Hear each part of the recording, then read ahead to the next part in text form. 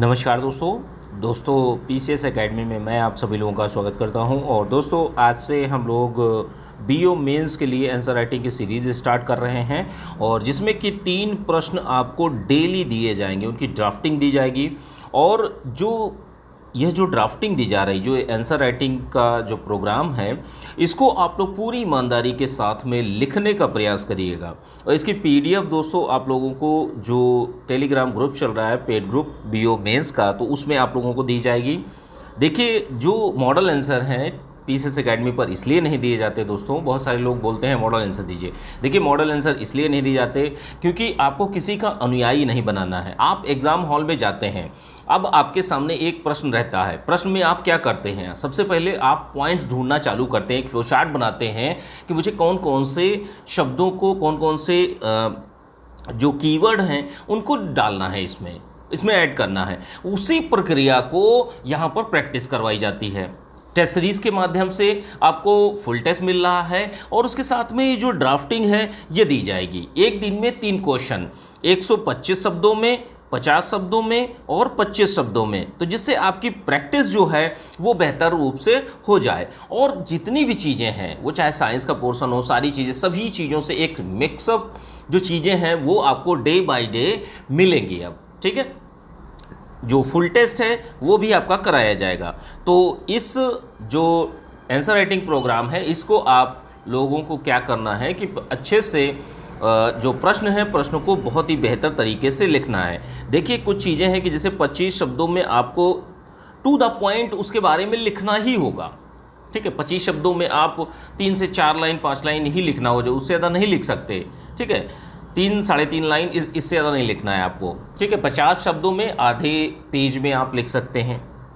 ठीक है, तो इस तरीके से। लेकिन 125 शब्दों को आप, इसमें बहुत सारी चीज़ें होती हैं तो उनको भी ध्यान रखना है कि जैसे 125 शब्दों में जो प्रश्न लिखना है, प्रश्न नंबर फर्स्ट है, ध्यान रखिए, प्रश्न संख्या फर्स्ट है, जीएस फर्स्ट पेपर का जो चीज़ें हैं वो आ रही हैं और 125 शब्दों में लिखना है। इस प्रश्न को लिखने से पहले वही सावधानियाँ कि जैसे जो ग्रामर की गलतियाँ हैं वो आपसे नहीं होनी चाहिए।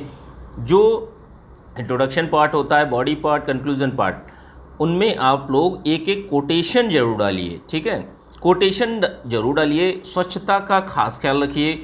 और 125 शब्दों में लिखना है तो आप उसमें थोड़ा सा डेटा और इसके साथ में जैसे फ्लो चार्ट है, इन सारी चीज़ों को भी आप समावेश करिए और अच्छे से इस प्रश्न को लिखिए। देखिए, पहला प्रश्न है और प्रश्न को देख लेते हैं। जैसे भारतीय कृषि के पिछड़ेपन के मुख्य कारणों की विवेचना कीजिए। तो यह प्रश्न है। सबसे पहले भारतीय कृषि व्यवस्था के बारे में देखते हैं। तो देखिए, हमारा जो देश है दोस्तों, वह कृषि प्रधान देश है। भारत कैसा है?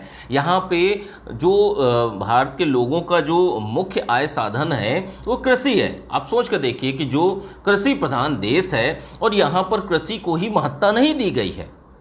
लगभग 50% जनसंख्या का जो आधार है, जो इनका जीवन यापन जिससे चलता है, वो कृषि ही है। सोच कर देखिए कि जीडीपी में योगदान लगभग 16.1% है। और हमारे यहाँ भारतीय कृषि की बहुत सारी दिक्कतें हैं। अगर इन चीज़ों को ठीक कर लिया जाए, पिछड़ापन जो है इनको ठीक कर लिया जाए, तो भारतीय कृषि लाभकारी साबित हो सकती है। हमारे यहाँ भारतीय कृषि को जब हम लोग बात करते हैं तो यहाँ पर सीमित खनिज स्रोत हैं, जिनकी वजह से ये पिछड़ापन हमें देखने को मिलता है। अब देखिए, जो मुख्य प्रश्न है, आपसे पिछड़ेपन के कारणों को पूछा गया है। तो सबसे पहले एक एक करके हम लोग कारणों को देखेंगे। भारतीय कृषि के पिछड़ेपन के कारण कौन कौन से हैं?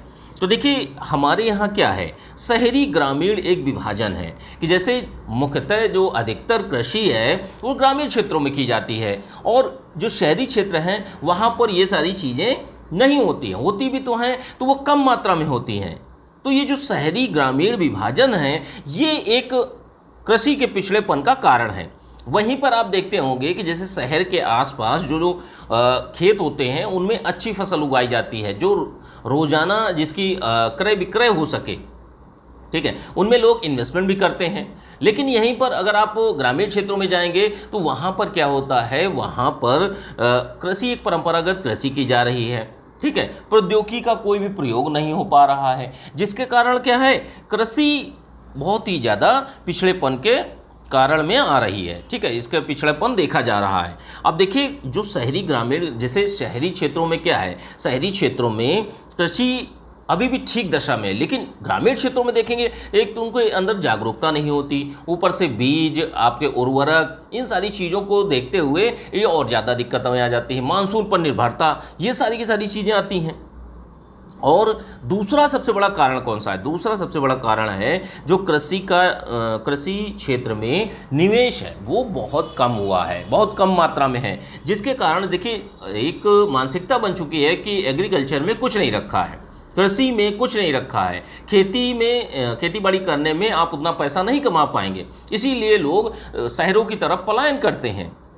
तो यहाँ पर क्या है, जब कृषि में निवेश नहीं होगा तो उससे लाभ भी नहीं होगा, इसीलिए कहा भी जाता है कि कृषि जो है अलाभकारी है। और क्या चीज़ें हैं कि जैसे एक राजनीतिक आर्थिक रूप से उपेक्षा की जाती है एग्रीकल्चर सेक्टर में। जैसे आप केसीसी का लोन लेने जाइए तो जो व्यक्ति जो किसान लोन लेने जा रहा है उसको 10 तरीके की दिक्कतें बैंक से लेनी पड़ती हैं कि आप ये दिलाइए, ये लाइए, घूस दीजिए, बहुत सारी जो जटिलताएं हैं वो देखने को मिलती हैं। तो जिसके कारण वह उसको पर्याप्त धन नहीं मिल पाता, पर्याप्त धन नहीं मिलता तो वो उसको खेतों में नहीं लगा पाता, प्रौद्योगिकी का प्रयोग कर नहीं रहा है, अत्यधिक मात्रा में उर्वरक को डाल ही रहा है, जिसके कारण क्या है, कृषि बहुत ही ज़्यादा पिछड़ेपन के शिकार हो गई है।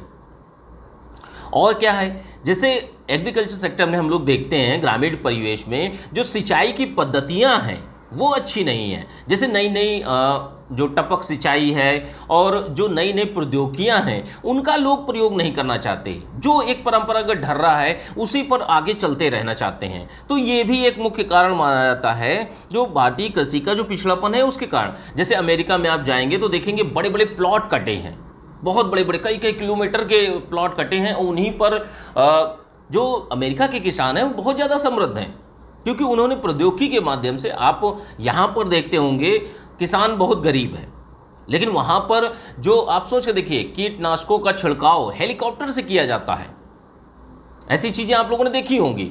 तो ये एक दर्शाता है कि हमारे यहाँ जो एक राजनीतिक और आर्थिक रूप से जो पिछड़ापन आ रहा है कृषि का, उसका सबसे बड़ा रीज़न यही है कि इसकी उपेक्षा की गई है। और जो सिंचाई के साधन है वो उपलब्धता उनकी बहुत कम है, मानसून पर निर्भरता बहुत ज़्यादा है। अगला कारण क्या है भारतीय कृषि के पिछड़ेपन का, कि जैसे देखिए अभी हाल ही के दिनों में कुछ साल पहले विमुद्रीकरण हुआ था, डिमोनेटाइजेशन हुआ था, तो जिसके कारण कृषि क्षेत्र में बहुत ज़्यादा तनाव आ गया, हर सेक्टर में आया, ऐसा नहीं कि कृषि क्षेत्र में आया, चाहे आपका इंडस्ट्री सेक्टर हो या सर्विस सेक्टर हो, सभी क्षेत्रों में आया है। तो यहाँ पर जो हम लोग देखते हैं कि भाई जो विमुद्रीकरण हुआ था उसके कारण किसानों को हर तरीके से दिक्कतों का सामना झेलना पड़ा। जो बड़े लोग हैं और पैसे वाले लोग हैं उनके लिए कोई समस्याएं नहीं हुई, वो कभी लाइन में भी नहीं लगे। तो ये एक कृषि का पिछड़ापन और ज़्यादा होता चला गया। भाई सीधी सी बात है, अगर आप मान लीजिए किसान है, अगर आपके पास पैसा नहीं होगा और जो है वो आप उसको निकाल नहीं सकते, आपको मतलब तरह तरह की दिक्कतें आने लगेंगी। आप सिंचाई नहीं कर पा रहे हैं, आप उर्वरक नहीं डाल पा रहे हैं, एक उन्नत कृषि जो उन्नत प्रकार के बीज जो होते हैं बीज, उनको आप नहीं ला पा रहे हैं, तो आप कैसे एक अच्छी लाभकारी कृषि कर रहे हैं? लाभकारी कृषि कर ही नहीं पाएंगे।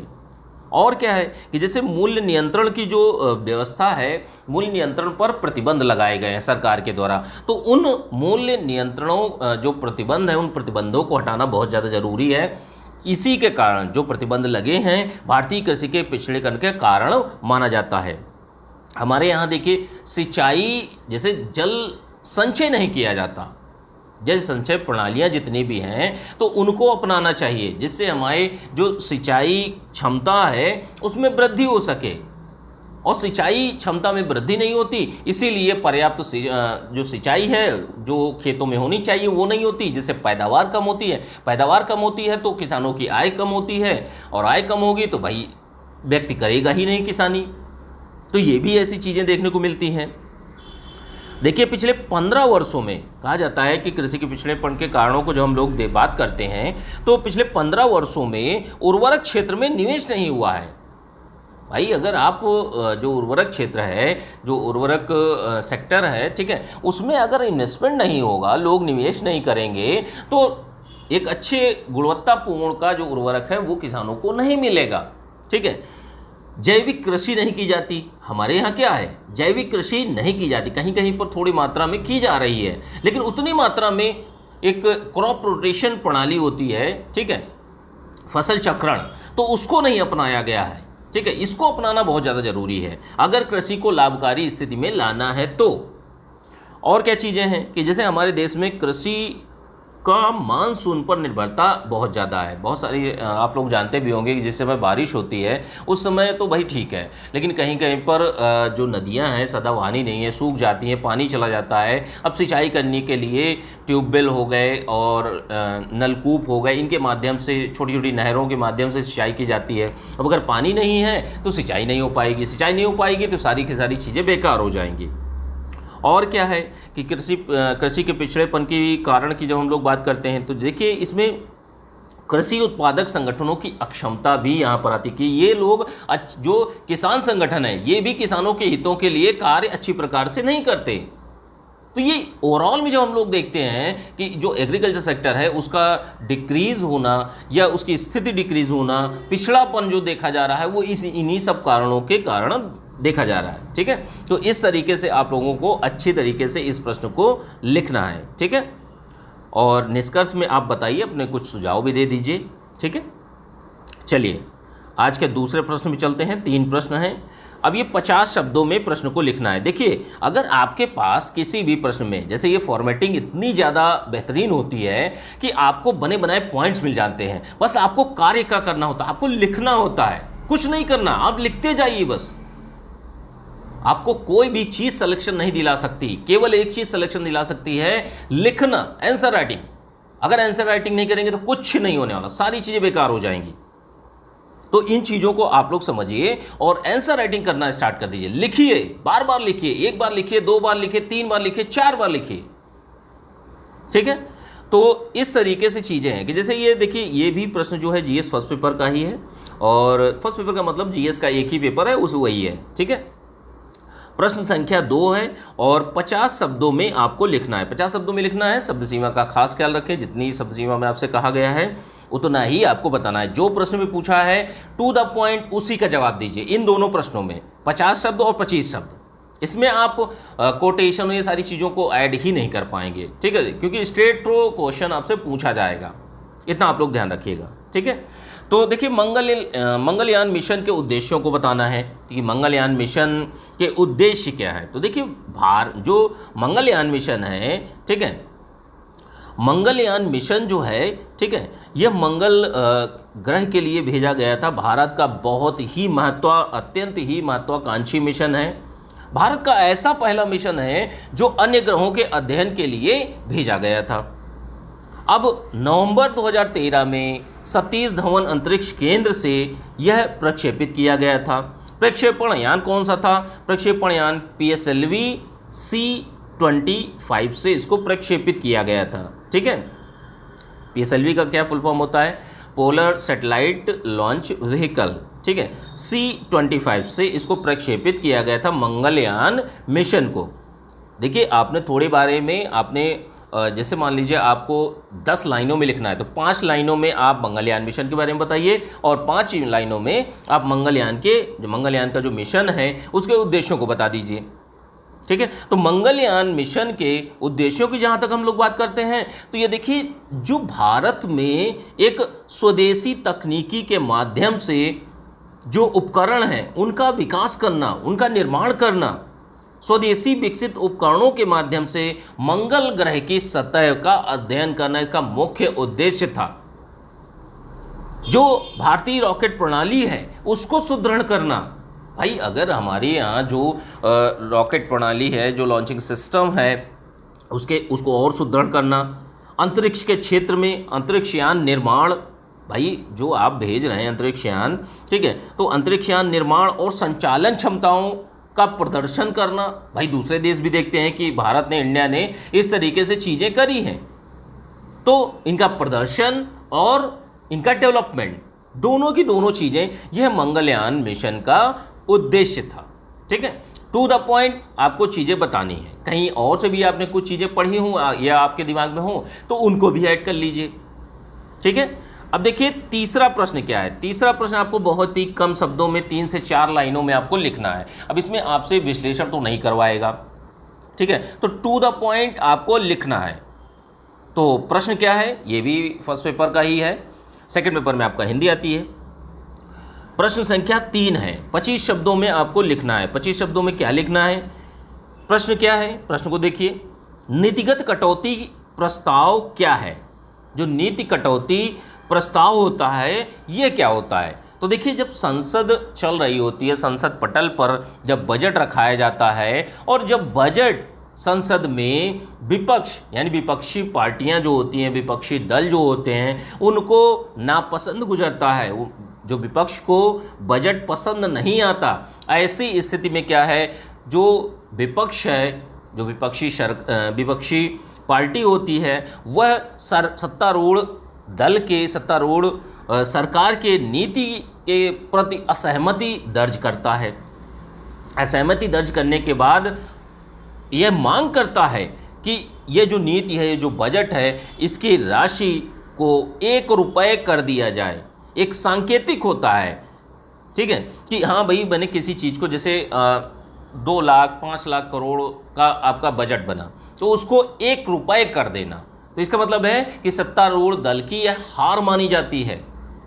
इसी को नीति कटौती प्रस्ताव कहा जाता है, विपक्ष के द्वारा लाया जाता है। अगर ये पारित हो जाता है तो सत्तारूढ़ दल की हार मान ली जाती है, ठीक है। तो इस तरीके से 25 शब्दों में, 50 शब्दों में और 125 शब्दों में आप लोगों को बेहतरीन तरीके से आंसर राइटिंग करिए, लिखिए। यही आपको एग्ज़ाम में करना है, जो आपको एग्ज़ाम में करना है वही चीज़ें यहाँ पर कराई जा रही हैं। तो अच्छे से आप लोग बेहतरीन तरीके से कार्यों को करते रहिए।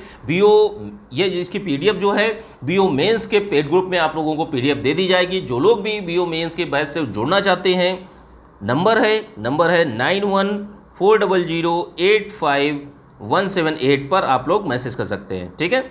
डेली आप लोगों को 3 क्वेश्चन की ड्राफ्टिंग मिलेगी, ठीक है। चलिए ठीक है, थैंक यू देखने के लिए।